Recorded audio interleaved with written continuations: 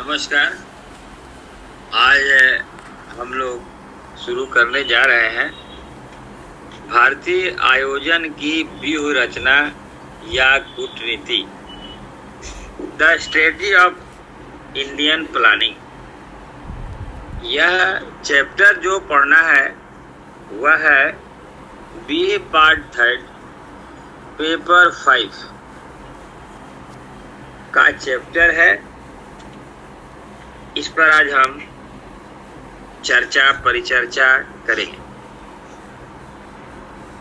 भारत में आयोजन यानी प्लानिंग की स्ट्रेटजी, व्यूह रचना या कूटनीति भी इसे कहते हैं।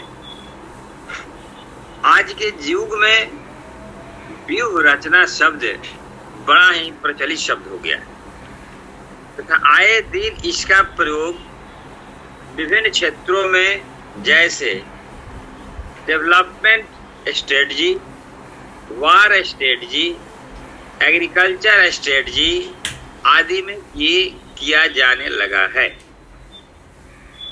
वास्तव में व्यूह रचना का तात्पर्य किसी विषय अथवा क्षेत्र से संबंधित नीतियों, सिद्धांतों तथा कार्य प्रणालियों के उस वैज्ञानिक सामंजस्य से है जिनके आधार पर समस्याओं के समाधान का प्रभावपूर्ण ढंग से प्रयास किया जाता है। एक सफल युद्ध व्यूह रचना की तरह योजना की कूटनीति का संबंध भी उन विधियों से है जो विकास की योजनाओं को कार्यान्वित करने के लिए काम में लाई जाती है। वास्तव में यह एक बहुत ही व्यापक शब्द है जिसमें समस्त योजना विधान, उद्देश्य, प्राथमिकताएं, विनियोग की ढांचा, साधन एकत्रीकरण की विधि इत्यादि सम्मिलित रहते हैं। इसलिए प्रोफेसर नर्स के अनुसार विकास की कूटनीति अथवा व्यूह रचना की चर्चा का कोई एक समकारी रूप नहीं हो सकता।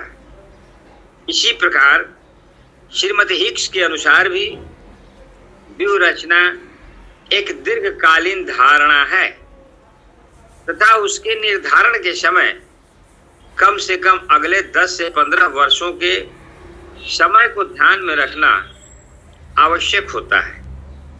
साथ ही नियोजन की कूटनीति सभी देशों तथा एक ही देश की विभिन्न परिस्थितियों में भी अलग अलग होती है। इस प्रकार यह वास्तव में देश की परिस्थितियों, समस्याओं की प्रकृति, वैज्ञानिक जानकारी के स्तर तथा साधनों की उपलब्धि आदि पर निर्भर करता है।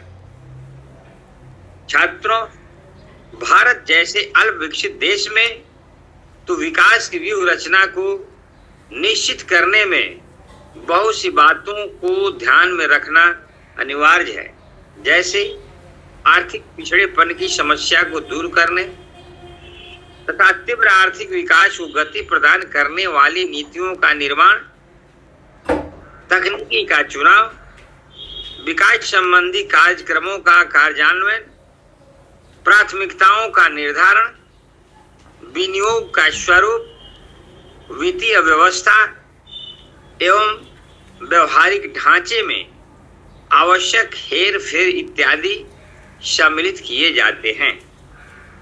जैसा कि हम जानते हैं, भारत जैसे अल्पविकसित देश में कई महत्वपूर्ण समस्याएं जैसे निर्धनता, प्रति व्यक्ति निम्न आय, बेरोजगारी, पूंजी निर्माण की दर, धन एवं आय के वितरण की विषमताएं आदि वर्तमान रहती है। एवं देश की आर्थिक विकास की कूटनीति को निश्चित करते समय हमें इस बात को ध्यान में रखना होगा कि इन समस्याओं का समाधान किस प्रकार से हो, विकास का कर्म क्या हो, उत्पादन एवं विनियोग के किस तकनीकी को अपनाया जाए तथा किन किन बातों की प्राथमिकता दी जाए इत्यादि। नियोजन की सफल व्यूहरचना के आवश्यक तत्व, prerequisite of the successful plan strategy क्या है, इस पर हम चर्चा करेंगे। तो इस प्रकार विकास के सभी योजनाओं की व्यूह रचना का कोई एक निश्चित एवं दृढ़ आधार नहीं होता।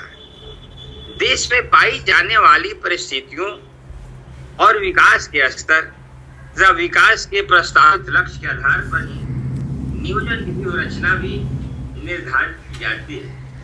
इतना ही नहीं, व्यूह रचना की रूपरेखा समय समय पर परिवर्तित भी करनी पड़ती है। यही कारण है कि व्यूह रचना को सदैव अस्थानीय एवं सापेक्षिक आधार पर तैयार किया जाता है। चूंकि एक निश्चित एवं स्थिर आधार पर बनाए गए विकास कार्यक्रम को आर्थिक साधनों का अपव्यय माना जाएगा, इसलिए व्यूह रचना को निरपेक्ष रूप से कभी भी परिभाषित नहीं किया जा सकता। फिर भी मोटे तौर पर आज अल्प विकसित देशों के आर्थिक विकास की व्यूह रचना निम्न रूपरेखा पर आधारित होनी चाहिए। फर्स्ट, कृषि प्रधान देश में नियोजन के प्रथम चरण में कृषि क्षेत्र के पुनर्निर्माण एवं विकास को व्यूह रचना का मुख्य आधार बनाना चाहिए, क्योंकि ऐसी अर्थव्यवस्था में अधिकांश समस्याओं का अल्पकालिक समाधान कृषि क्षेत्र के विकास पर ही निर्भर करता है। दूसरा, नियोजन के द्वितीय चरण में आधारभूत तथा भारी उद्योगों के विकास पर जोर देना चाहिए। इसके बाद मध्यम श्रेणी के और तब उपभोक्ता उद्योगों को प्राथमिकता दी जानी चाहिए। वास्तव में औद्योगिक विकास आधुनिक युग में अस्थायी विकास की एक आवश्यक शर्त तथा रोजगार प्रदान करने का प्रमुख साधन है। इसे किसी भी देश को नहीं भूलना चाहिए। व्यूह रचना की यह विशेषता होनी चाहिए, एक निश्चित समय में निर्धारित प्राथमिकताएं साधनों एवं प्रयासों के सीमित होते हुए भी सुगमता से प्राप्त की जा सके। दूसरे शब्दों में, इसका प्रधान उद्देश्य दिए हुए साधनों के द्वारा निश्चित उद्देश्यों को प्राप्त करना होना चाहिए। चौथा, विनिमय की मात्रा निर्धारित करते समय उन विकास बिंदुओं पर अधिक जोर देना चाहिए जो अगले बिंदुओं को गतिशील बना सके। पांचवा, औद्योगिकरण की दृष्टि से पूंजी प्रधान एवं उपभोक्ता प्रधान उद्योगों के विकास के साथ साथ तकनीकी विकास एवं उनकी रूपरेखा को परिवर्तित करने वाले उद्योगों के विकास पर भी उचित जोर दिया जाना चाहिए, क्योंकि विकास का एक स्तर दूसरे विकास स्तर के लिए पृष्ठभूमि तैयार करता है। छठा, नियोजन की व्यूह रचना ऐसी होनी चाहिए जिसमें कि विकास के संपूर्ण ढांचे में धीरे धीरे परिवर्तन हो। यह बात ध्यान में रखनी चाहिए कि आकस्मिक परिवर्तन विघटन को जन्म देकर अव्यवस्था का सृजन करते हैं, विकास के लिए मार्ग नहीं प्रशस्त करते। आर्थिक विकास का काल युद्ध कौशल की तरह है।